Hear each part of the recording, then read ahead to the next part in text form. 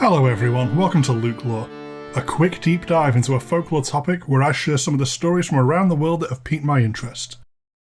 This episode is a slightly odd one, as folklore and myth aren't quite the same thing, and we're going to take a run at mythology today.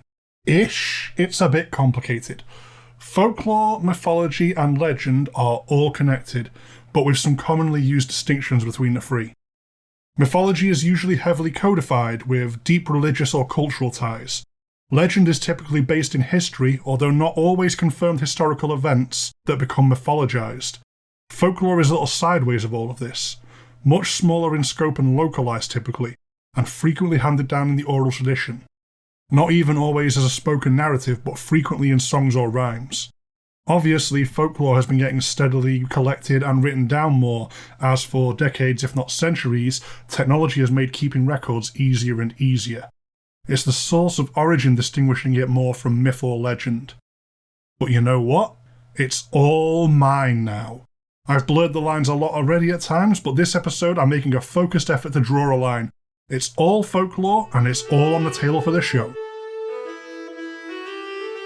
My personal favourite. I don't think this has ever actually come up on the show, or over on the main show either, but I do have an all-time favourite creature out of myth and story. That would be the Griffin. One of Europe's strange chimeric creatures used in heraldic devices, the Griffin is the front half of a giant eagle with the rear half of a lion, able to fly with the wings of its eagle half. And to say why I latched onto them is unusual. They were just kind of there when I was a kid. Growing up, the curtains of the kitchen were a deep red with a griffin pattern, and this just seeped into my growing mind, along with all the ghost stories and folklore I absorbed like a sponge to result in me being the oddball I am today. The griffin itself is a classical hybrid that comes from at least the Bronze Age, with various art from 3,000 years ago onwards depicting them. As a fusion of the king of the beasts and the king of the birds, it was a symbol of power in both Egypt and Greece. Even as the spread of Christianity transformed the classical world, the church seemed to like this myth. The griffin in Christian countries became a symbol of either divine power or as a guardian of the divine. Original stories had them a little simpler, if still majestic. Griffins loved gold, and should you be able to follow one back to its nest without ending up getting eaten, you could find collected gold in the nest itself, as well as now knowing there is gold in the area to be mined. Griffins don't tend to be depicted as having human intelligence, like stories of dragons or a similar part lion creature from antiquity, the Sphinx, but they have pretty consistently been a wild if powerful animal. There's a fantasy fiction trope of riding a griffin into battle, because it was an apex, death from above predator anyway, so you may as well point it at the enemy and let it carry you along in full armour, since it's strong enough to do that, and spectacular imagery shall follow. Technically, a griffin is always a part eagle, part lion. If you start putting together different animals, you get different mythological beasts. So if you put the front half of an eagle and the back half of a horse, you get a hippogriff. But, just for fun, I highly recommend you Google up trash griffins. If you're an active follower of the Ghost Story Guy's Instagram, you may have already seen these. The artist M. Tillery made a poster of mixtures made from two smaller common animals. So, a starling cat, a sparrow mouse, a pigeon rat are among these. They're the kind of things that should definitely populate a fantasy world somewhere causing chaos. A half-raven, half-raccoon that would fight God for a half-eaten bagel out of a bin may well be my spirit animal. It's a fun art project to chase up. The Goodest boy in Hades. I don't think Cerebus, the guardian of the entrance to the Underworld, gets their due. They turn up in a lot of places of fiction as a three-headed hound, but there's a lot more just below the surface here, as striking an image as that can be when they do turn up. For a start, Cerebus is no simple beast. Like a lot of the monsters in Greek mythology, Cerebus was more accurately a god or demigod, being the child of Typhus and Echidna. Based on this, they may have been able to talk as well, being a fully sentient and intelligent if monstrous-looking divine being. The head count is a little low at 3 too. Some sources talk more of 50 or 100 heads, with Cerebus potentially being an incredibly wild Hydra-style creature. 3 hound heads are a very common depiction though, and that might not just simply be the artist's arm getting tired. One of the characteristics of Cerberus in some depictions is that they have a tail made of snakes, and even snakes in their mane, so the surplus head count could just be assorted surplus venomous heads. I say just like that isn't a terrifying addition, but yeah, Cerebus is more than just a dog with 2 spare heads. They're a terrifying demigod that means business. Speaking of business, in all of myth, only 3 people are known to have successfully got past Cerebus, all 3 being renowned heroes, which I call pretty damn good odds for that job given that they're making sure the realm of the dead is a one-way trip for all the souls of human history. Orpheus, on his quest to find and rescue Eurydice from the Underworld, managed to charm Cerebus with his music. It was so beautiful that Cerebus stood aside and let Orpheus pass.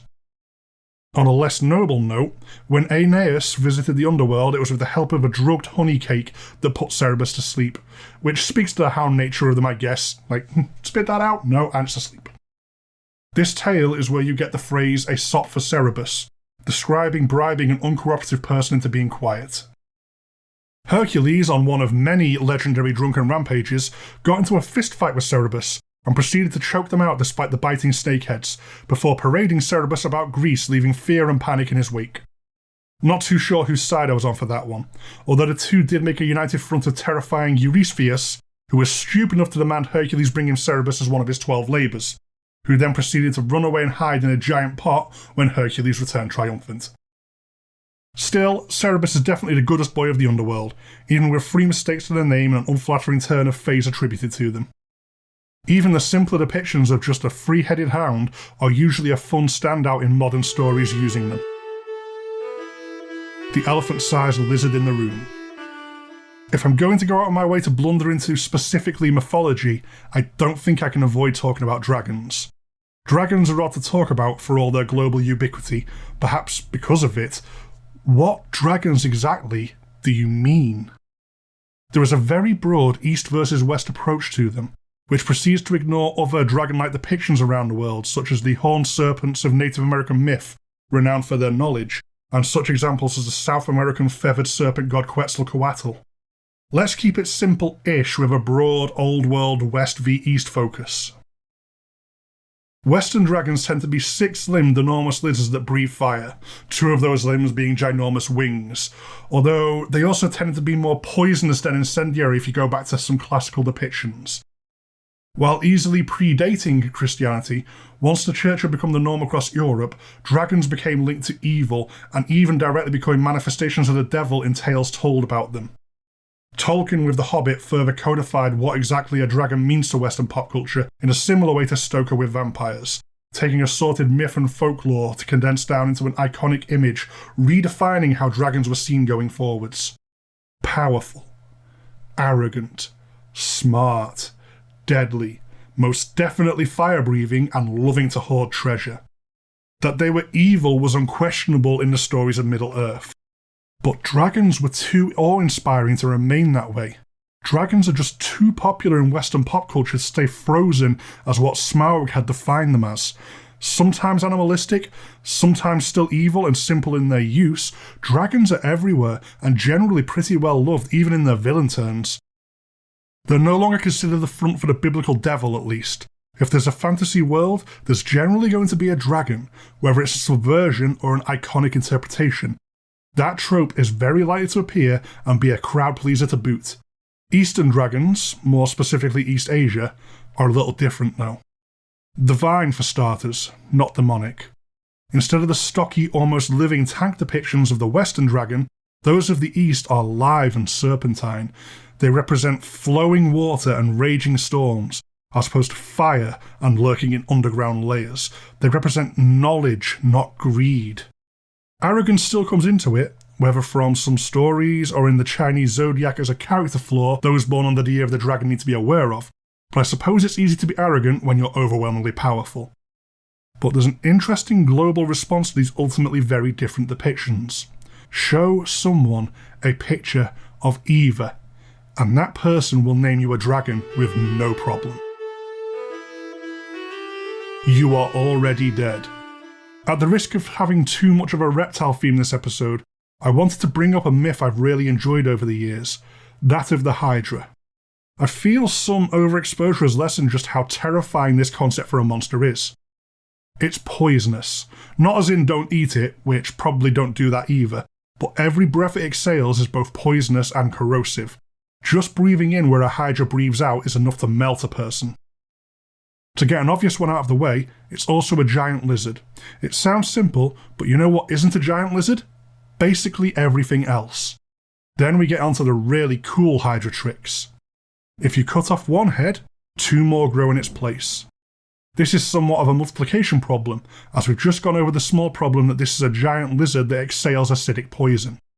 Without strange gift of the gods magical weapons to back you up, you need to fight a Hydra the hard way. Cauterize the neck stumps as you cut off the heads, while the other heads are trying to eat you, while every breath you take may be a lungful of Hydra halitosis that melts you inside out.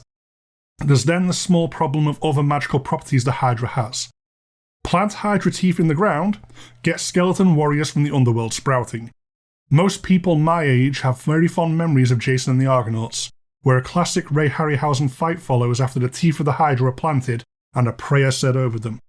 Spoilers for a classic over half a century old, those skeletons kick everyone's ass. Could you imagine the modern military blowing up a Hydra with a missile, then all the teeth blown into the floor sprout skeletons to fight, and then the Hydra they only thought was dealt with managed to regenerate into an even bigger monster while the skeletons distracted them? Where is this movie? I kind of need it. I may need to write that idea up as a spec script horror feature. Update from Future Luke, I have begun writing a horror spec script called Hydra.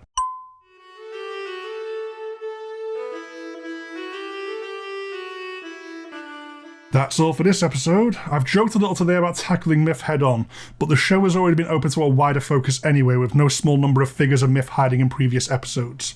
But consider yourself warned that we're planning on going to some stranger places this year too, especially on some guest host spots currently in the early stages of development. Both Cerberus and Asian Dragons already have an entry in Wanda Frazier's Dark Arts series online, with showcase blurbs provided by me. Definitely go check those out, and I'll see if Wanda is interested in adding a Griffin or a European dragon to the series. No promises there, but I'll see if I can nudge Wanda's muse on these two. I definitely want a Griffin.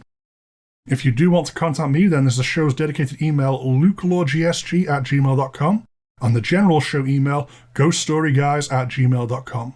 Both myself and the main show are really easy to find on Facebook and Twitter if you want to make day-to-day contact, as well as a very active Instagram account a lot of the community gets involved with. LukeLore's own Instagram account is now up and running. Still very open to getting more content suggestions with that one. We're working it out, but there are more and more posts and some really cool stuff already on there.